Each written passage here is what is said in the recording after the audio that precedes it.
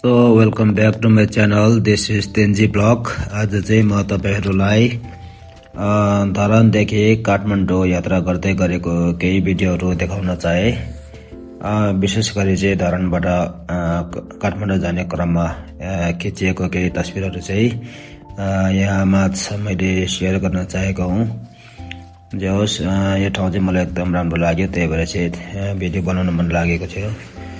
So त्यही हो, काठमाडौँ धरानदेखि काठमाडौँ जाने क्रममा चाहिँ त्यही हो। यो बाटो चाहिँ मलाई असाध्यै मन पर्छ है, धकाइस भ्यूज पनि राम्रो आउने, लोकेसन पनि एकदम राम्रो, वातावरण पनि एकदम राम्रो क्या, सफा।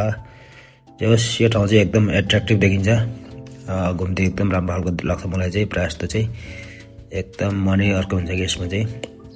लिटरली हामी चाहिँ अहिले फाइनली बौद्ध आइपुगेका छौँ। लगभग हामी चाहिँ आज चाँडै नै धरानदेखि काठमाडौँ आउने क्रममा चाहिँ छिट्टो नै हामी बौद्ध आइपुगेका छौँ, 4 बजेतिर नै। त्यसपछि हामी फर्पिङको असुरा गुफा अथवा असुरा क्याब भन्ने ठाउँमा आइपुगेका छौँ, जहाँ चाहिँ फर्पिङ दक्षिणकाली भन्ने ठाउँमा चाहिँ पर्छ है त गाइस। यहाँ चाहिँ एकदम गुरु रिम्पोछेले ध्यान बस्नु भएको ठाउँ हो। जे होस् एकदम चासिन बस्दो रहेको छ। यो भित्र चाहिँ गुरु रिम्पोछेले ध्यान बस्नु भएको है त।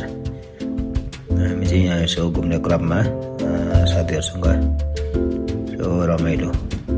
त्यसपछि हामी आएका छौँ भन्ज्याङ भन्ने ठाउँमा।